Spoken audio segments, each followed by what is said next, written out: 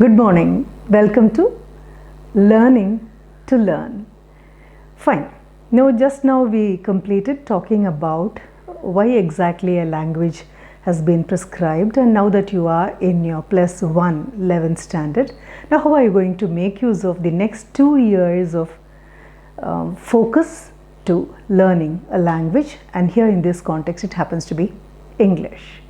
Now coming back to the book that has been given to you, which has been prescribed to you, I remember having told you anything that is prescribed or prescriptive in nature has got one objective: it has to cure certain things, it has to be of therapeutic value. And here for us it happens to be the linguistic problems we may have when you come upon a new language, the grammar construction, the fluency of the language, the accuracy of the language, and of course your word power, building your vocabulary. All these would rather pose a problem when you approach a new language. Unlike your mother tongue, this still happens to be another tongue.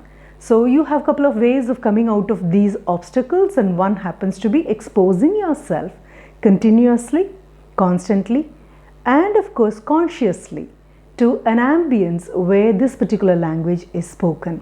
You either be a listener, or you speak the language, or read where the language is available in live context, maybe in a book, or continue to write in this particular language so that you gain your mastery as days go by.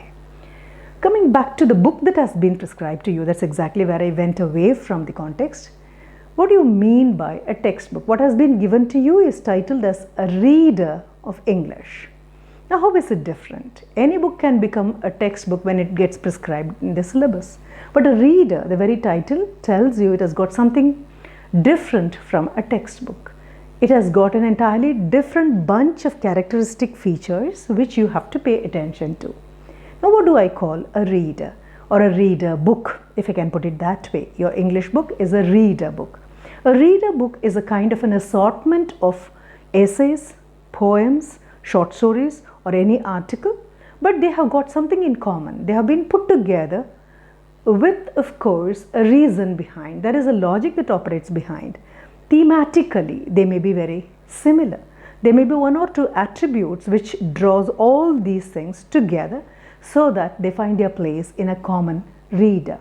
So here, the book which you have, your English reader, has got one particular objective. Other than all the objectives, one thing which strikes me very easily, immediately, that happens to be to improve your higher order thinking skills. You call them HOTS, and there is a mention of that also in your book. HOTS, that is higher order thinking skills. Now what do I mean by that?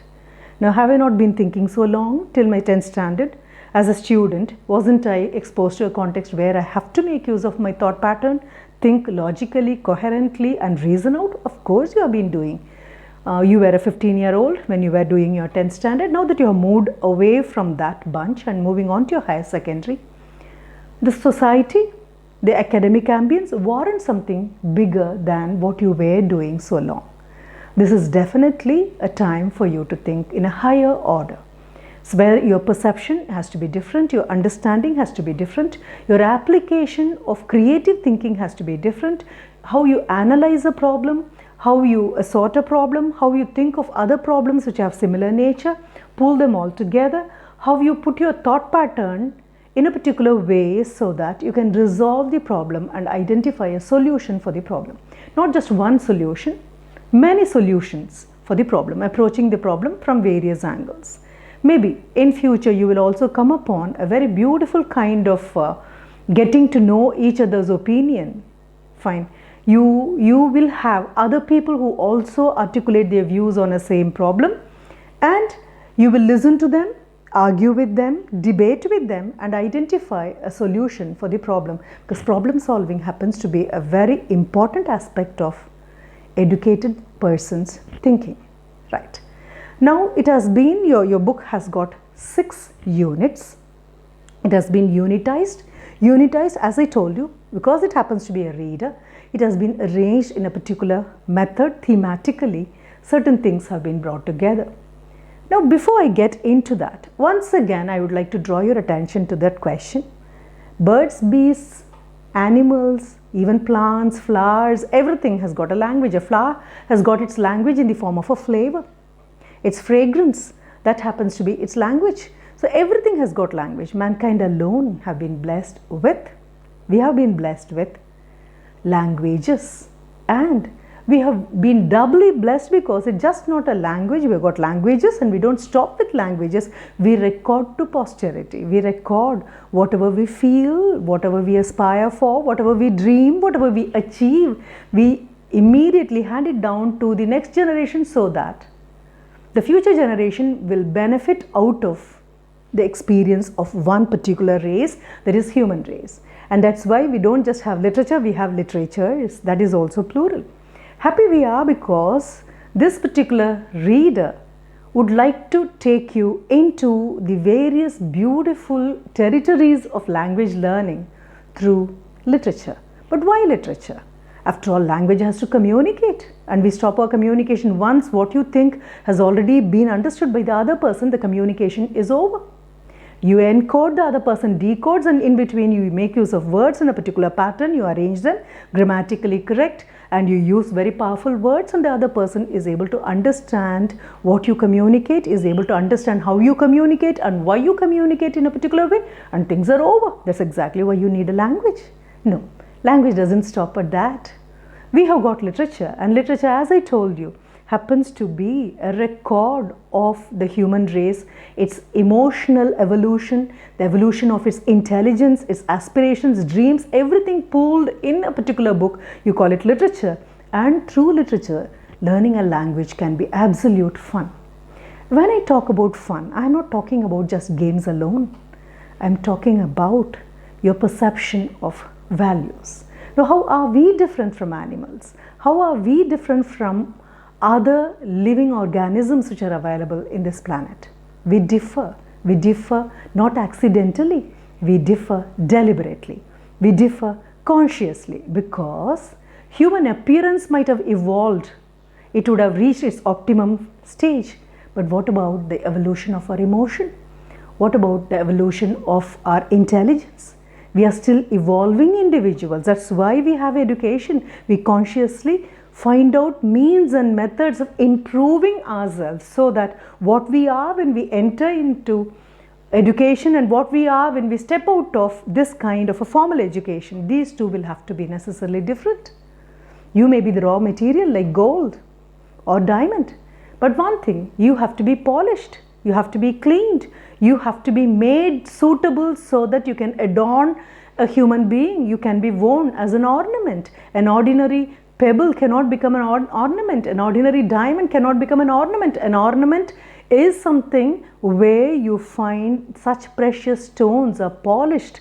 They are put into all possible tests so that they withstand the test of time, they withstand the test of everything, and at last they become suitable for a person to wear. In the same way, an educated individual is a jewel who can be worn by the society with all pride and pomp, telling that this is what happens when a person is given education. And so language learning through literature helps you to evolve into a better human being. Now, how is it possible? Education repeatedly gives you certain things, just not knowledge, just not factual information. It gives you something more than that. It helps you to make use of the factual information you have got, the knowledge you have got, and it helps you to transfer this knowledge into wisdom. When does knowledge become wisdom? Anything available in the book happens to be a piece of knowledge, and we have got lots and lots of books. So the moment you enter a library and come out after 1 or 2 hours, does it make you a knowledgeable person? It may, and it would to some extent. But when does this knowledge become wisdom? You apply the knowledge to life situation. You apply the knowledge to solve a problem. You apply the knowledge to understand a problem from another person's point of view. Then this knowledge becomes wisdom because it resolves a problem, it solves a problem, and it knows how to face a problem. You face a problem with courage, you face a problem with confidence, not because you have knowledge.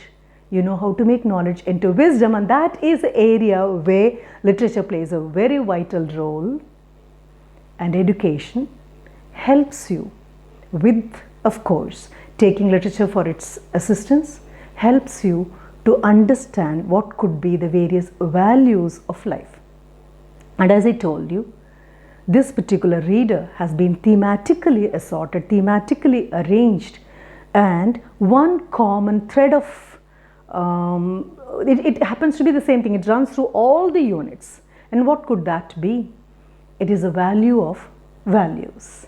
And education has got this business to do. Value of values. Again, I draw your attention. This book has been given free. I told you it is priceless. That is, you cannot measure its worth, you cannot measure its value, because until you put it to use, you will not know how useful it could be. So the units have been brought together to educate you, to help you to evolve with the help of values. And what do I mean by values? I have been repeatedly using this term values, but what do I know? What do I mean? How do I define a value? Sometimes values can be defined, sometimes they defy definition. You cannot define it plainly because its quality keeps on evolving into something different. There are certain values which we call personal values. Truth is a personal value. How trustworthy you are, that's a personal value. How you can be depended upon, dependability is a personal value. What a big confidant you are when somebody confides something to you, and how you keep it, how you preserve it without just spreading it as a news to everyone. If you are a confidant, I'm not talking about your confidence, I'm talking about your being a confidant, somebody who can rely on you, your reliability. That happens to be a personal value. Your hygiene, your health, all these happen to be personal values.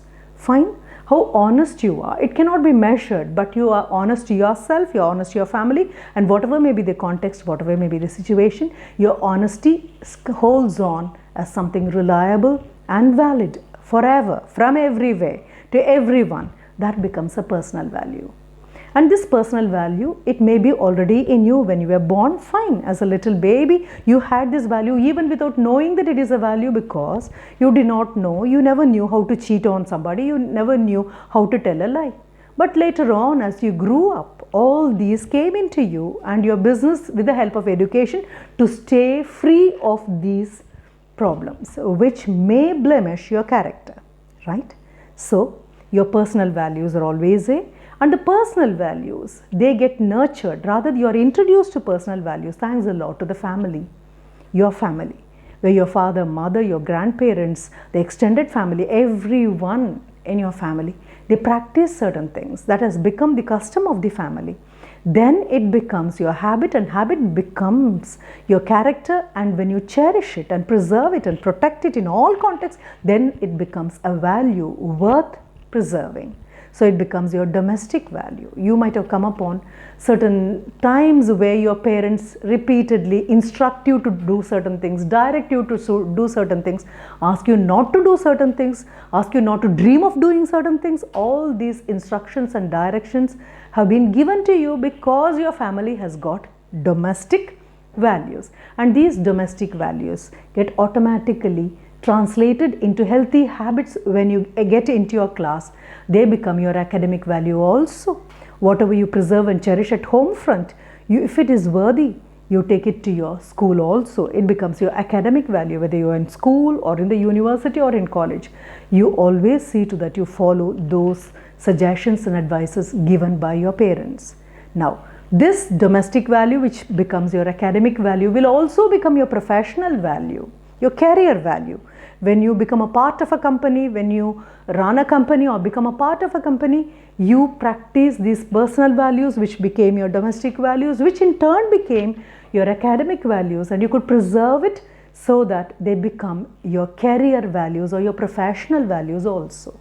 Now, this is what education wants you to develop. This is what education wants to help you in. This area where when you're thrown into the company of people, when you come to the society, most often we tend to forget and let go the values which we were holding very precious to our heart when we were small boys and girls. So these 6 units have got various genres taken from literature, and they have been presented to you in such a beautiful way. They have been unitized thematically in such a beautiful way that whatever you have been holding as your personal value can be nourished and cherished, and also it will in future become your professional value, so that a society will emerge with the help of education to boast of its culture. Because if collectively people believe in something good, that becomes the attitude of the society, and that becomes the culture if that attitude is handed down from one generation to another generation. Now, why these genres taken from literature? See, be it Tamil, the regional language, or if you have any other language for your mother tongue. All the languages in India are so rich, so vibrant, that they all can boast of their own literature, creative literature. The literature through which you can pass on your suggestions, your experiences, the lessons, valuable lessons you have learned to the next offspring. Right. Now you have got in the first unit, if I can remember, I think you have got 6 units, right? 6 units, and each of the unit has got a prose piece. Now what do I mean by prose piece? Prose is a genre where you make use of any language in a way that is very closer to what you find in the society. It doesn't warrant any kind of strict rule. It has lots of dialogues. It uses the situation where the language is used as it is spoken. Sometimes it may be an article, sometimes it may be an essay, sometimes it may become a short story, or it can even be a play. So when you have it in the form in which people make use of language in their everyday life, the word power may be something different, the vocabulary may be something serious, and it may be of a higher order, but nonetheless, the construction of the sentences, the thought pattern, all these are very close to the way in which a language is spoken and used by people outside in the society. Fine. And what is the other form of this rendering of language? One is your prose, where you are very close, you understand it completely. Maybe you may not understand a couple of words here and there, but you do understand. In totality, you get at least what exactly that article wants to communicate. You get some idea of it. There are areas where you really need somebody to stand by you and tell, and that happens to be verse, V-E-R-S-E. And the verse form is what you call your poems, the poetry part of your syllabus. So you have 6 units, and in all the 6 units you have prose renderings. Fine, they are in the form of essay. An essay can be very subjective, an essay can be objective. It differs from an article in the way that an article can be written for a newspaper or a journal, and the article most often has a specific thought to deliver, and more than that, it also goes on with subheadings or the subtitles. But when you come to an essay, the essay need not be objective, and most often it is subjective. It talks about the personal experience. It can be the life of somebody, you call it a biography. If it is about the life of the person who writes it down, it becomes autobiography.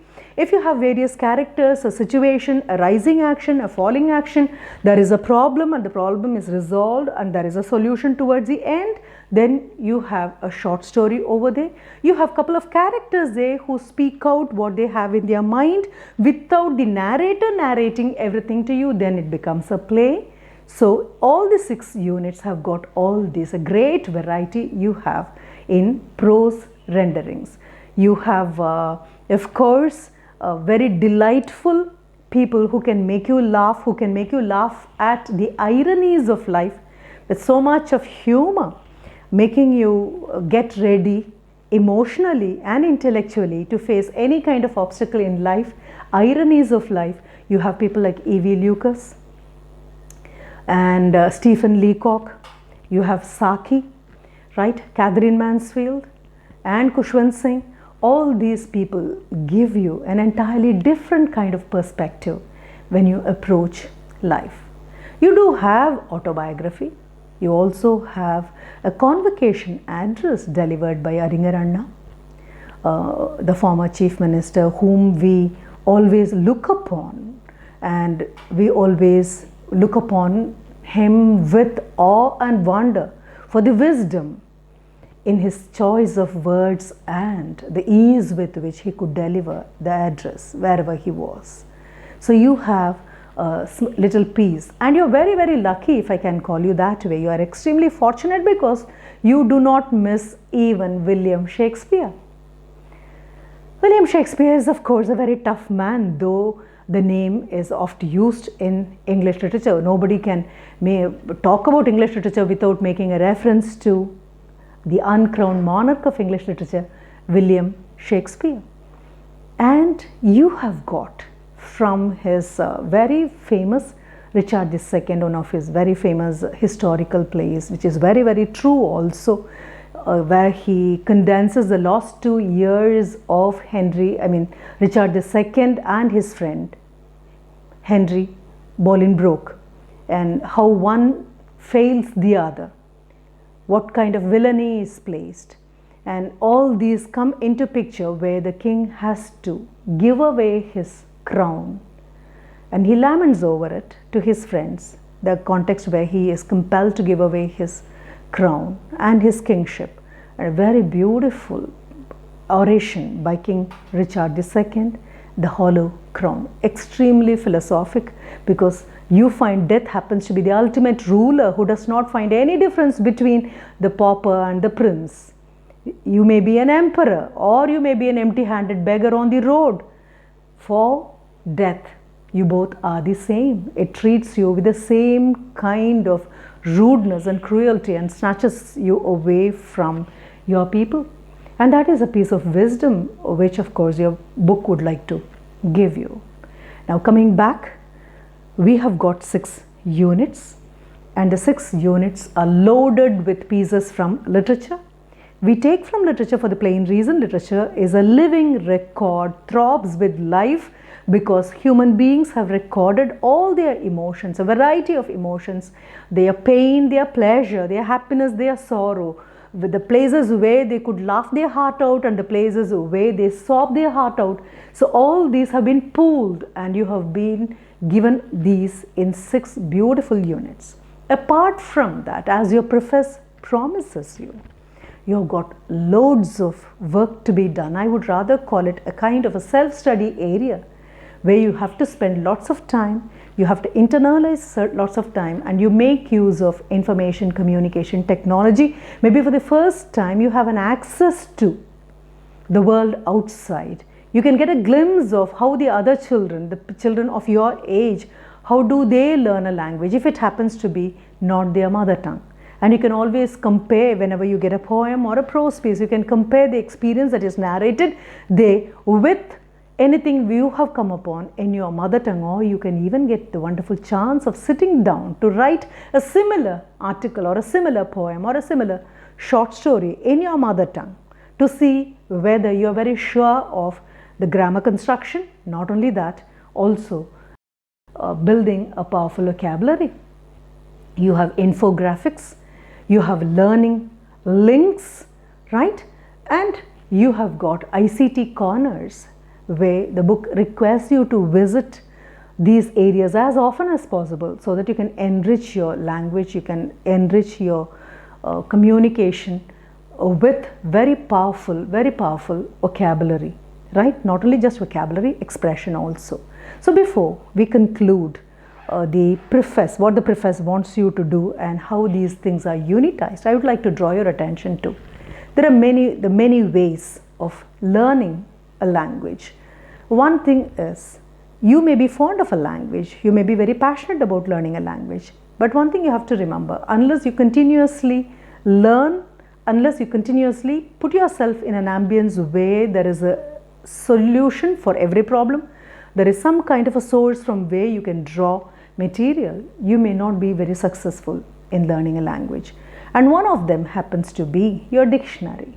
You may be very reluctant to refer to a dictionary, you may be very reluctant to go anywhere near a dictionary. It need not be a dictionary in the form of a book, it can be a dictionary which is available, you can always search for it with the help of your computer, right? Search for meanings in the computer, get it done. I would recommend not only a dictionary, I would also recommend a thesaurus. Now, what do I mean by a thesaurus? In what way a dictionary is different from thesaurus? Dictionary gives you meaning for individual words, right? And it also gives you the root For example, if you go to the first unit, I'll be doing it later. When we come to the unit 1, we have a very beautiful essay, The Portrait of a Lady, written by Kushwant Singh, where you have to know necessarily the difference between difference in using the words, like a portrait is different from a picture, which is of course different from a photograph. So when you go to the dictionary, that's exactly why I recommend a dictionary. When you go to a dictionary, the dictionary would help you to understand not only the meaning of the words, it would also provide you with the root of words. English has been a heavy borrower. We have to accept. One secret behind the success of English to become a global language, right? Why is it so popular? Why are people learning with so much of avidity English? What could be the reason? One reason is English is a heavy borrower. Heavy borrower in the sense that wherever it goes, whichever place it colonizes, right, it immediately starts taking from the regional language, and apart from that, it has borrowed heavily from the classical languages of Latin and Greek also. So when you have your dictionary, when you look out for the meaning of a word, you will come upon the root of a particular word. Even in your grammar exercises, you have been asked to go in for prefix and suffix. You know what it is to fix, right? If you fix something to a root word, it becomes a prefix. When you fix it after the root word, then it becomes a suffix. And you have been given enough and more of exercises there. A dictionary helps you here. It gives you the root. It doesn't just stop with giving you the root. It also tells you the etymology. Etymology of a word is the root of a word. It tells you the origin of the word. Where did this word come from? For example, if we talk about ped, P-E-D, ped, it's a Latin root which just means foot. Now what do I mean by it? You might have come upon the word pedestrians, right? For pedestrians, you have a sidewalk or the platform, and of course you have the road which could be used by people who commute on vehicles. Have you ever looked at that word pedestrian? What would it mean? Or if you have a bicycle at home, you have a place called pedal. That's exactly where you put your feet, right? So you have the pedals, a pedal on either side, so that you can pedal. So the place where you put your foot, that is a pedal. And you have a pedestal where a statue is mounted on. You have a pedestal, you put it on a pedestal, a raised platform. It also comes from the word ped. Human beings and birds are called biped. Bicycle, it means two. So biped. Human beings and birds are called biped. Quarter means four. Quadruped. All the cattle are called the quadruped. And if I want to measure the speed of your walk, I have something in my hand, I call it a pedometer. And if you are a student of biology, you know, you talk about a beautiful flower, you talk about the petals, you talk about the sepals, and you talk about the peduncle, the pedicel. All these happen to be the thin stalk on which the beautiful flower is mounted, right? And if you have a tripod, you call it again ped. Tri means three, tripod. Even holding a pen or a pencil is called a tripod hold. So all these come from a peddler. A person who walks around selling things is a peddler. So pedal, peddler, pedestal, peduncle, you have pedestrian. Other than that, you also have something. There is a vehicle which is motorized and you can also pedal it, and that's what is called a moped. Motorized, which could be pedal, and it's called a moped. Now what happens? All these have their roots from the word ped. Most interesting thing about a dictionary is you just go in search of one word, identify the root, get to know the suffix, get to know the prefix. But when you close the dictionary, you find that you have got more than one word in your pocket now, and you can very easily use them plainly because you know it has taught you how to use. I was also talking to you about a thesaurus, which is definitely different from a dictionary. In what way is a thesaurus different? A thesaurus gives you just not the meaning. A thesaurus gives you the synonyms and antonyms of a word. Now, what do I mean by synonyms and antonyms of a word? You have been listening to this, and you even had questions about synonyms and antonyms, right? You would have been given a bunch of meanings, and the question would be to identify the correct meaning for the word or identify the correct antonym for the given word. That is one way of testing your knowledge, your word power, your vocabulary, where in isolation you identify the meaning of a word. But do you remember, you have been asked to frame sentences of your own using a particular word. That's exactly where you know how to use a word, not in isolation, but in a context, but in a sentence, because the word has to be used appropriately so that it carries a meaning given by the other words and completes the sense. You would have had all these exercises. Now coming back to the thesaurus.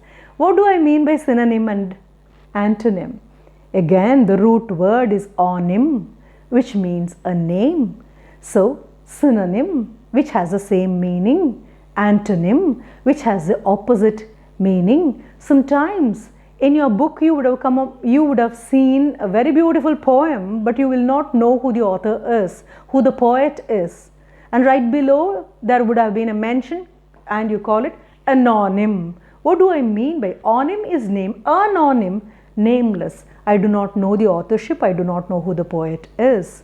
Sometimes when you elect a leader for your class leader or your school pupil leader, there may be some kind of a competition.